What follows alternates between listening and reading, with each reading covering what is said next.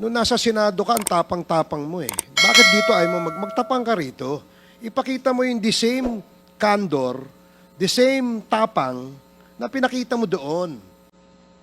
Di ba? Bakit hindi mo gawin yan dito ngayon?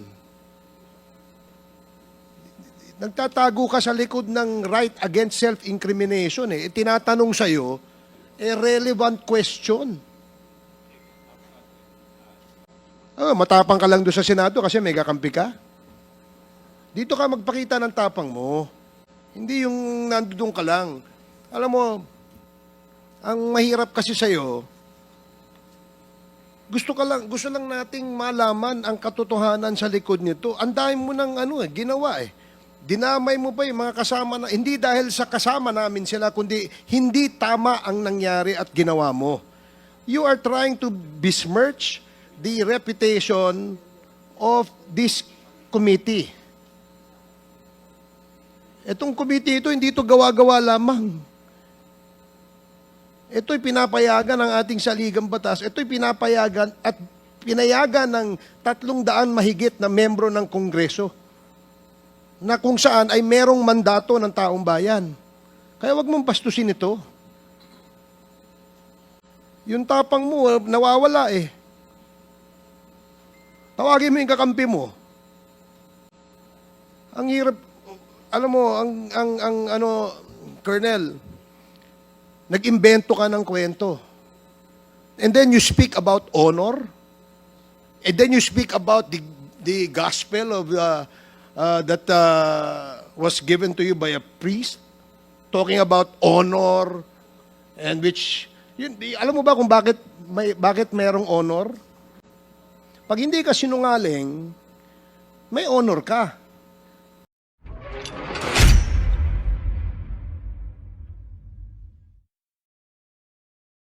Colonel Grijaldo, kung kayo po ay hindi komportable dahil nga maraming nanonood at nasa publiko po ang hearing na ito, would you want or would you request for an executive session so that you can divulge the details and the truthfulness to the affidavit that you executed in the Senate hearing?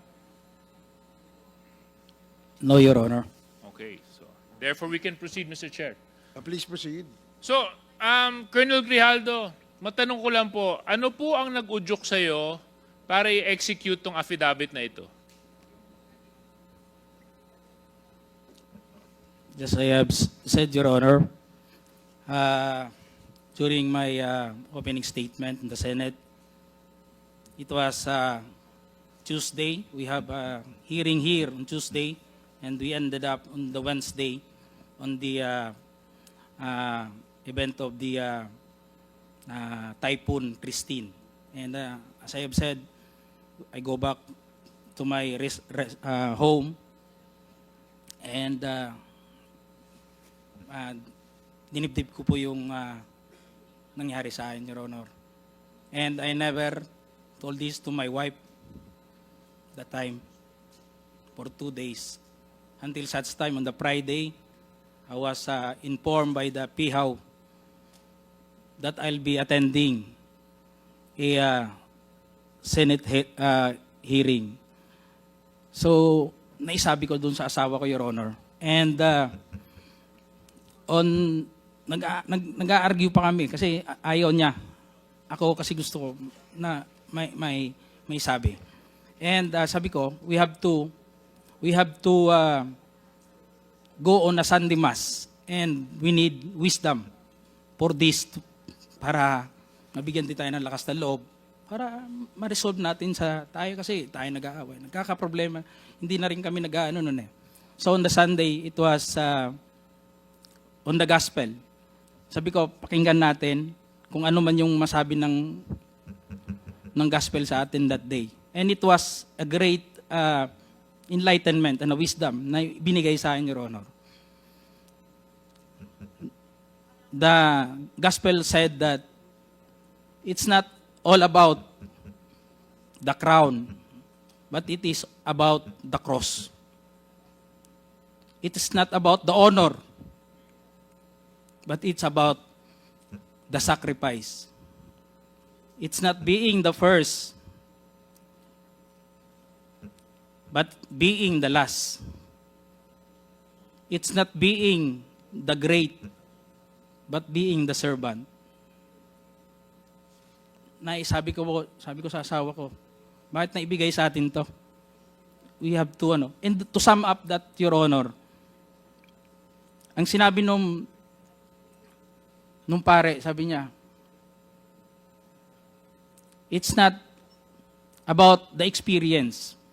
Because yung experience kasi natin sa buhay, it may be good or bad. But it's all about the lesson learned that time, Your Honor. So I have that courage, and even my wife submitted to my decision. And on the next day, pumunta na po ako yun. Nandun po yun, nag-narrate, ginawa ko po yun, sinulat ko po yun. And it was on that mass that time, that it is a Sunday for the PDLs. It was a Sunday for PDLs. Sabi ng pare, we have to give dun sa mga brothers natin na nakukulong. Hindi ko nga akalain na I would be the one also to experience that nung sinabi ng pare. So, that's all, Your Honor. That is all that happened, Your Honor. Well, oftentimes we need experiences to encourage us and to push us to search for the truth. So I hope this hearing is one of those experiences for you, Colonel Grijaldo. Dahil ang layunin lang naman po natin dito ay hanapin, gaano man kahirap, ang katotohanan. Yun lang naman po ang hangarin natin. Wala nang iba. At kaya nga po yung dalawa po nating kinatawan na binanggit mo sa affidavit mo ay pansamantalang tumayo at umalis bilang chairman just to show that we are fair in handling this very sensitive issue. Because you made serious accusations in your affidavit, Colonel Grijaldo. And if indeed enlightenment has happened to you when you executed this affidavit, and you mentioned that you stand by your affidavit, so let's test whether or not it is the truth, Colonel Grijaldo. Yes, Your Honor. Okay, As so- I have said, I will stand by. I am humbled by my experience, Your Honor. I'm with sure this, you're Your Honor, but Mr. Colonel Grijaldo, I you will have to stand by understand. with my statement You have to under understand oath one in thing. the Senate, Your You have Honor. to understand And I one would like thing to lang po. invoke my One right thing lang po. for self-incrimination, Your Opo, Honor. but you have to understand one thing, Colonel Grijaldo. Okay lang po yun kung para sa'yo. Ang problema ho, ang dami mong dinamay eh. Kung para sa'yo lang yon, hindi sana natin gagawing issue to eh. Ngunit ang idinamay mo dito ay mga taong walang kinalaman o mga inosente. Paano naman po sila? Paano naman po yung mga karapatan nila?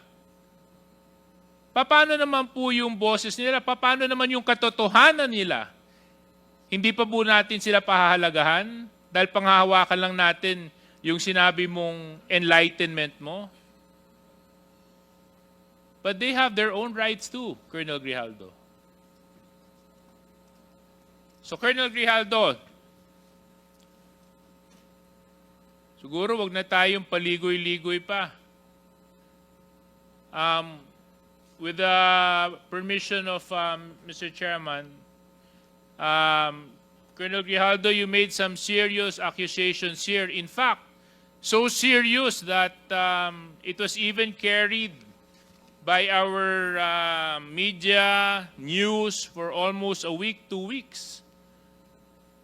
And because of your accusations, you've tarnished the very reputation and integrity of the committee and the House of Representatives. things that I will not allow dahil ito pong posisyon na inuupuan namin, ay ito po ay posisyon ng tiwala na ipinagkaloob sa amin ng taong nagtitiwala sa amin. At kailanman hindi ako papayag na may mga tao na magdudungis at magtatapon ng kasinungalingan para sirain ang integridad ng trabaho ng House of Representatives at syempre ng komitibang ito. So Colonel Grijaldo, sinabi mo po dito sa inyong sinumpang salaysay that you were persuaded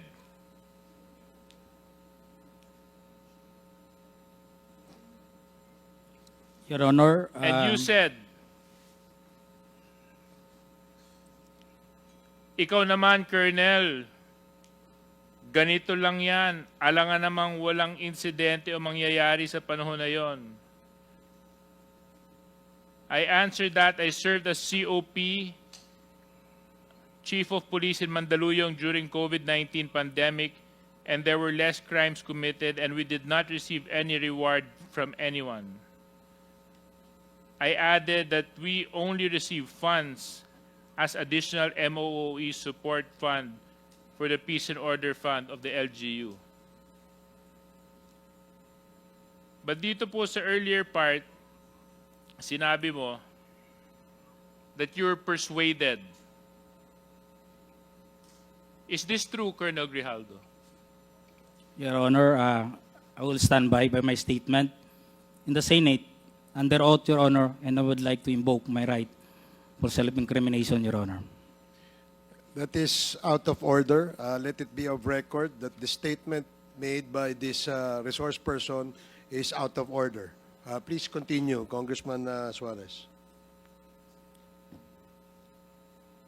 Number 17, sinabi nyo dito, I then respectfully told Congressman Dan Fernandez that anyone can debunk my statement if I confirm the testimony of Colonel Garma about DDS in 1999. Since I was not a member of the PNP at that time and I have no knowledge as to the reward system. Additionally, I said that the work of policemen are noble that requires great sacrifice even without reward or award. It is our moral obligation and a call of duty to serve our country and our people. If I may continue, Colonel Grijaldo.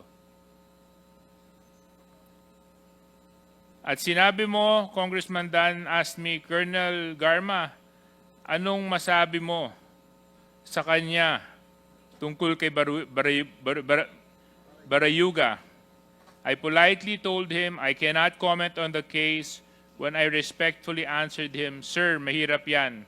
Kasama kami sa nag-iimbestiga at hindi ko alam kung anong kinalaman niya at may investigasyon din kami, baka ma-incriminate ako, sir. Tama po ba ito, Colonel Grijaldo? Your Honor, Yes or no lang po, ha? I will stand by my statement in the Senate under oath, Your Honor, and I would like to invoke Mr. my Chair right again. for self-incrimination, Mr. Your Chair. Honor. Again, the resource person is out of order, Mr. and Chair. let it be of record that he is continuously disrespecting this committee by refusing to answer appropriately to the questions propounded by the member. Alam mo, Colonel, if I may, DSJJ, binibigyan ka namin ng pagkakataon dito eh. Noong nasa Senado ka, ang tapang-tapang mo eh. Bakit dito ay mo magtapang ka rito? Ipakita mo yung the same candor, the same tapang na pinakita mo doon. Di ba? Bakit hindi mo gawin yan dito ngayon? Nagtatago ka sa likod ng right against self-incrimination eh. Tinatanong sa'yo, relevant question. Matapang ka lang doon sa Senado kasi may kakampi ka. Dito ka magpakita ng tapang mo. Hindi yung nandoon ka lang. Alam mo, ang mahirap kasi sa'yo, gusto lang nating malaman ang katotohanan sa likod nito. Ang dami mo ng ginawa eh. Dinamay mo pa yung mga kasama na, hindi dahil sa kasama namin sila, kundi hindi tama ang nangyari at ginawa mo. You are trying to besmirch the reputation of this committee. Itong committee ito, hindi ito gawa-gawa lamang. Ito'y pinapayagan ng ating saligang batas. Ito'y pinapayagan at pinayagan ng 300 mahigit na membro ng Kongreso na kung saan ay merong mandato ng taong bayan. Kaya wag mong pastusin ito. Yung tapang mo, nawawala eh. Tawagin mo yung kakampi mo.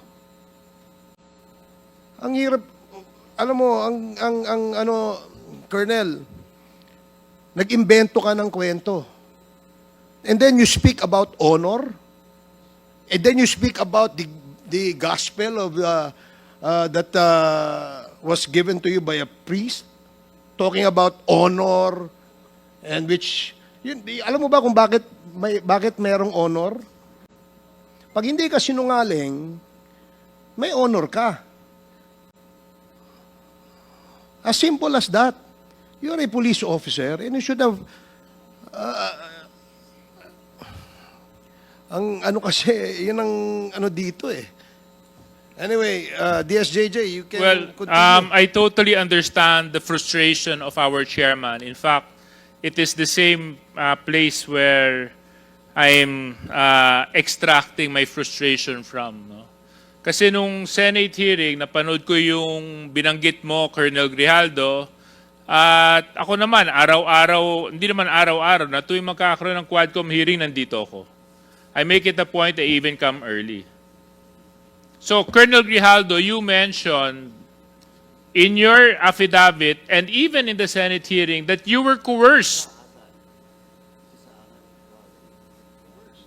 Coerced by certain members of this committee. Totoo ba yun? Oo, hindi. Your Honor, I would like to invoke Oo, my hindi. rights for It's a simple self-incrimination, yes or Your Honor. no.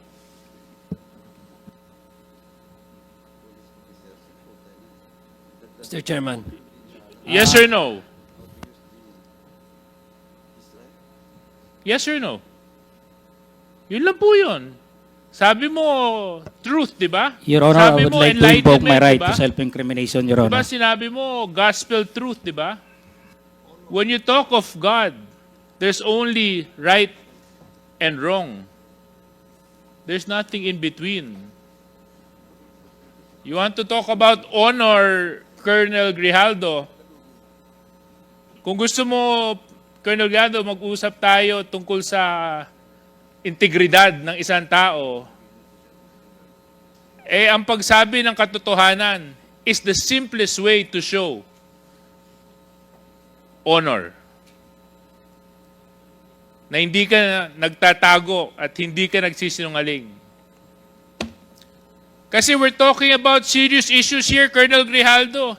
Isipin mo, mga EJK victims ang nandito. Libo-libong taong namatay nung panahon ng nakaraang administrasyon. Buhay ng Pilipino ang pinag-uusapan natin dito. So, Colonel Grijaldo, babalikan ko lang. Totoo ba? Oo, hindi. Na merong pumilit sa iyo na magsalita na hindi naaayon sa katotohanan dito sa Quadcom. Your Honor, I would like to invoke my right for self-incrimination, Your Honor.